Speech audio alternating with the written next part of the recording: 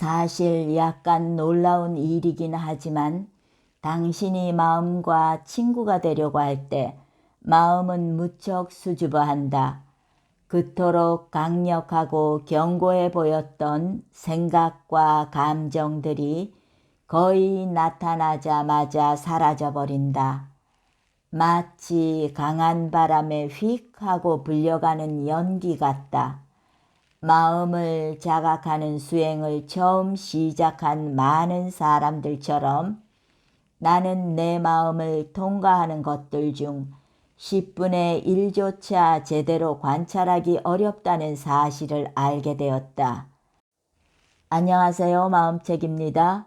오늘은 티베트의 즐거운 지혜라는 책에서 가져온 일부 내용을 소개합니다. 지은이는 티베트 불교계를 대표하는 욘게이 민규르 림포체입니다. 모든 존재를 대상으로 한 자비, 물론 이미 알고 있는 사람을 향해 사랑과 자비의 마음을 기르는 것은 약간의 수행을 하고 나면 그다지 힘들지 않다. 그러나 모르는 사람들을 향해, 그것도 많은 경우 거의 알게 될 가능성이 없는 사람들을 향해 똑같이 따뜻한 감정과 유대감을 넓히는 것은 좀 더 어려운 일이다. 세상 도처에서 일어나는, 심지어 우리의 이웃에게 일어난 비극에 대해 들었을 때 우리는 무력감과 절망감이 들 수 있다. 문제의 원인들이 너무 복잡한 것이다. 그리고 때로는 우리 자신의 일과 가족들의 삶이 우리가 그들을 직접적으로 도와주는 것을 방해한다. 모든 존재를 대상으로 하는 자비 명상은 이런 절망적인 기분을 줄이는 데 도움이 된다. 또한 자신감과 분명한 시각을 가짐으로써 우리가 처한 상황이 무엇이고 만나는 사람이 누구이든 두려움이나 절망감 없이 대할 수 있는 토대를 갖게 된다. 우리는 그러한 시각을 갖지 않았으면 보지 못했을 가능성들을 볼 수가 있으며 우리 내부의 가능성들에 더 깊이 감사하는 마음을 키워갈 수 있다.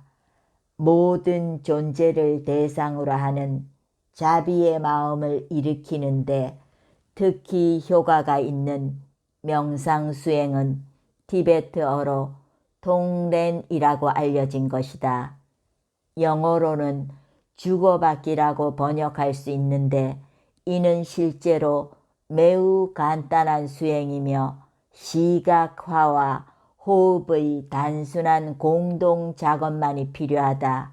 언제나 그렇듯이 첫 번째 단계는 편안한 몸 자세를 발견하는 것이고 그 다음은 대상 없는 주시 속에 마음을 편히 휴식하는 것이다. 그런 다음 이런 생각에 집중한다. 내가 행복을 성취하고 고통을 피하기를 원하듯이 다른 존재들 또한 같은 마음을 갖고 있다. 특정 대상을 시각화할 필요는 없지만 만일 도움이 된다고 판단되면 구체적인 사람을 떠올리며 시작할 수도 있다.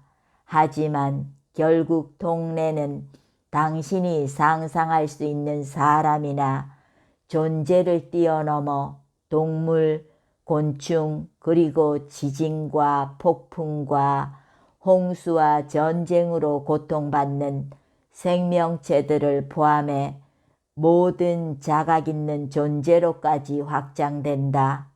내가 배운 것처럼 핵심은 세상이 무한한 숫자의 존재들로 가득 차 있다는 사실을 단순히 기억하고 이렇게 생각하는 것이다.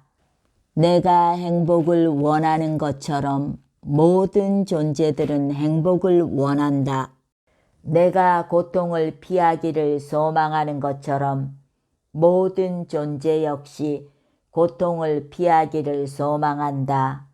그리고 중생을 대상으로 한 자비수행을 할 때처럼 이런 생각이 당신의 마음 안에 흐를 때 다른 존재들의 행복과 고통으로부터 해방을 적극적으로 소망하는 당신 자신을 발견하게 될 것이다. 다음 단계는 당신이 경험한 적이 있거나 혹은 현재 경험하고 있는 행복이 무엇이든 간에 그것을 모든 자각 있는 존재들에게 보내고 그들의 고통을 흡수하는 수단으로서 호흡에 집중하는 것이다. 숨을 내쉴 때 당신의 삶 동안 얻은 모든 행복과 혜택들이 밝은 빛의 형태로 당신에게서 뿜어져 나가 모든 존재를 향해 가닿고 그들 내부로 흡수되어 그들이 바라는 바가 이루어지며 그들의 고통이 제거되는 것을 상상한다. 반면에 숨을 들이쉴 때는 모든 자각 있는 존재의 아픔과 고통이 당신의 콧구멍 속으로 일종의 검고 끈적끈적한 연기의 형태로 흡수되어 당신의 심장 속으로 녹아들어간다고 상상한다. 이 명상을 계속해 나가면서 모든 존재가 고통으로부터 자유로워지고 환희와 행복으로 가득해진다고 상상한다. 이런 식으로 잠시 명상하고 나서 마음을 편안히 휴식한다. 그런 다음 명상을 재개해 통렌수행과 마음을 휴식하는 것을 주기적으로 번갈아 가면서 한다. 만일 시각화에 도움이 된다면 몸을 곧게 세우고 앉아 주먹을 살짝 쥐어 가볍게 허벅지에 얹는다. 숨을 내쉴 때는 빛이 모든 존재를 향해 뿜어져 나간다고 상상하면서 손가락을 펴서 무릎 쪽으로 미끄러지게 한다. 숨을 들이쉴 때는 손바닥을 다시 원래 위치로 끌어올려서 다른 존재들의 어두운 고통을 끌어당겨 자신에게 흡수시켜 사라지게 하듯이 주먹을 다시 살짝 쥔다. 세상은 정말 많은 종류의 생명체들로 가득 차 있고 심지어는 그들 모두를 상상하는 것조차 불가능하다. 하물며 각각의 모든 존재에게 직접적이고 즉각적인 도움을 주기란 더 불가능하다. 하지만 통렌수행을 통해 당신은 무한한 생명체들에게 마음을 열고 그들의 행복을 기원한다. 그 결과 당신의 마음은 더욱 맑고 고요해지며 한층 집중되고 깨어있게 된다. 그리고 당신은 직접적이든 간접적이든 무한한 방법으로 다른 존재들을 돕는 능력을 점차 키워갈 수 있다. 대상 없이 일으키는 자비 보리심.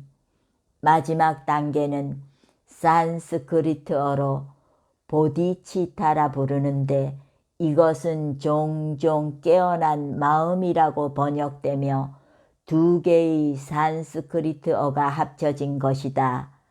보디는 산스크리트어, 동사 어간 부두에서 나온 것으로 깨어난, 자각하게 된, 주목하게 된, 이해하게 된 것으로 번역될 수 있다. 그리고 치타는 대개 마음으로 번역되지만 때로는 영감의 의미에서 영으로 해석되기도 한다. 불교 전통에서는 두 종류의 보리심, 즉 절대적인 보리심과 상대적인 보리심을 이야기한다. 절대적인 보리심은 수행의 모든 단계를 완수함으로써 완전히 순수하게 된 마음, 그리고 그 결과 의문이나 흔들림 없이 실체의 본성을 곧바로 보는 마음이다. 모든 자각 있는 존재들 안에 잠재된 참 본성의 씨앗이 거대한 나무로 자라난 것이다. 모든 것을 볼 수 있고 알 수 있는 절대적인 보리심은 모든 생명체가 그들 자신의 본성에 무지할 때 겪게 되는 고통을 날카롭게 자각한다. 그리고 모든 존재를 깊은 고통으로부터 해방시키기 위해 깨달음을 성취하겠다는 열망을 갖는다. 이것이 붓다가 도달한 마음의 상태이며 완전한 깨달음을 이루기 위해 그의 뒤를 따른 이들의 경우였다. 하지만 우리들 중에 절대적인 보리심을 즉각 경험할 수 있는 사람은 거의 없다. 역사 속의 붓다도 이 완전히 깨어난 자각에 이르고자 현생에서만 6년 동안 힘든 수행을 해야 했다. 그리고 전설에 따르면 그는 이 목표를 향해 수없이 많은 생들을 보냈기 때문에 이번 생에서 비교적 짧은 순간에 그것을 성취할 수 있었다. 우리들 대부분은 보다 점진적인 길인 상대적인 보리심을 따라 훈련하는 것이 필요하다. 이것은 모든 자각 있는 존재들이 지적인 이해가 아니라 실제 체험을 통해 그들의 참 본성을 완전하게 실현하기를 바라는 염원을 키우고 그 목표를 성취하기 위해 행동에 옮기는 것이다. 상대적인 보리심을 키우는 데는 두 가지 측면이 존재한다. 보리심을 일으키는 발보리심과 보리심을 실천하는 행보리심이 그것이다. 발보리심은 모든 자각 있는 존재가 그들의 진정한 본성을 완벽히 깨닫는 차원에 이르기까지 이르도록 마음 깊은 열망을 키우는 일이다. 그것은 다음과 같은 생각으로 시작한다. 모든 자각 있는 존재가 똑같은 깨달음의 상태에 이르는 것을 돕기 위해 나는 완벽한 깨달음을 성취하기를 원한다. 대부분의 불교 수행은 이런 원을 표현하는 기도로 시작한다. 자신에게 익숙한 언어나 단어로 이 기도를 암송하는 것만으로도 수행의 목적을 더 넓게 갖기 때문에 큰 도움이 된다. 하지만 그러한 기도와 원은 실제로 약간의 시간이라도 내어 모든 존재를 대상으로 하는 자비심을 행동으로 옮기기 전까지는 단지 말에 불과할 뿐이다. 앞에서 보았듯이 다른 사람 속에 있는 행복을 향한 갈망과 고통으로부터 해방되려는 욕망을 직접 느껴보지 않고서는 나 자신의 행복, 고통의 종식을 경험할 방법은 없다. 자신의 해방을 향한 노력은 마치 한쪽 뺨에서만 바늘을 빼내는 일과 같다. 다른 쪽 뺨에 바늘이 남아있는 한 우리는 언제까지고 불편함과 아픔과 두려움을 느낄 것이다. 벅찬 일처럼 들리는가? 자기 자신이 깨어나는 일도 충분히 힘든데 하물며 다른 사람들을 똑같은 깨어남으로 인도하는 것은 더더욱 힘들어 보인다. 그러나 자식을 잃은 여인의 이야기로 돌아간다면 깨어있는 사람 앞에서는 다른 사람도 깨어나는 일이 가능하다는 것을 짐작할 수 있다. 때때로 이 깨어남은 조언을 따르거나 가르침을 듣거나 스승의 모범을 따르는 형태가 될 수 있다.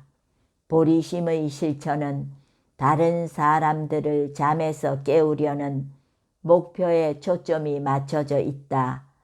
보리심을 일으키는 마음, 발보리심은 사람들을 한 장소에서 다른 장소로 옮기고자 하는 염원이고, 보리심의 실천, 행보리심은 그 염원을 행동에 옮기는 수단이다. 보리심을 실천하는 많은 방법들이 있다.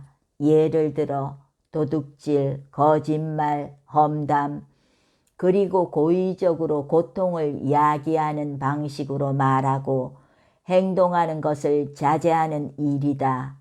또한 다른 사람들에게 너그럽게 행동하기, 불화와 다툼을 화해시키기, 홧김에 내뱉기보다는 부드럽고 차분하게 말하기, 다른 사람에게 일어난 좋은 일에 질투와 시기로 압도되기보다는 크게 기뻐해 주기 등의 방법이 있다.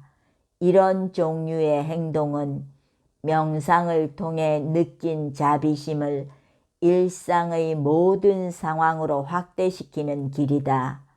이것은 모든 사람들에게 있어 양쪽이 다 혜택을 얻는 윈윈 상황을 만든다. 힘든 감정과 문제 있는 상황을 경험하는 이가 자신만이 아니라는 사실을 깨달았기에 우리는 승리하게 된다. 이런 인식이 깊어질수록 스스로에 대한 자신감이 더 깊어지고 다른 사람들에게 더 사력 있고 인정 있게 반응할 수 있다. 또한 우리 주위 사람들도 승리한다. 그들의 고통에 대한 직관적인 느낌을 발달시킴으로써 우리가 그들을 향해 더 친절하고 더 사려 깊은 방식으로 행동하기 때문이다. 그래서 이번에는 그들 쪽에서 다른 사람들을 향해 더 자비롭게 행동하기 시작한다. 모든 존재를 완전한 자유와 그들의 참 본성을 깨닫는 완전한 행복으로 인도하려는 의도만큼 더 위대한 원, 더 큰 용기는 없다. 당신이 그 목적을 이루는가 아닌가는 중요하지 않다. 원 자체만으로도 힘을 가지고 있어서 그 원을 가지고 일할 때 당신은 더 강해질 것이다. 마음과 감정의 습관들도 줄어들 것이다. 다른 존재들을 돕는데 더 능숙해질 것이다. 그리고 그렇게 함으로써 당신 자신의 행복을 위한 원인과 조건을 창조하게 될 것이다. 고통과 그것의 원인을 이해하는 것, 우리에게 내재된 잠재 가능성, 그리고 그 이해를 직접적인 행동으로 옮기는 수단들은 우리가 태어날 때부터 잃어버렸다고 생각한 행복 참고서라 부를 수 있을 것이다. 삶의 길에서 겪는 고통은 주어진 것인가? 스스로 창조한 것인가? 나만이 겪는 것인가? 타인도 겪는 것인가? 깨달음이란 어둠 속을 더듬고 지나다니면서 삶의 대부분을 보낸 방에 불을 켜는 것이다. 진정한 자유란 삶으로부터의 달아남에 있는 것이 아니라 삶의 모든 과정 속에서 더 깊이 깨어 있음에 있다. 우리 모두는 즐거운 지혜를 가지고 태어났다. 감사합니다.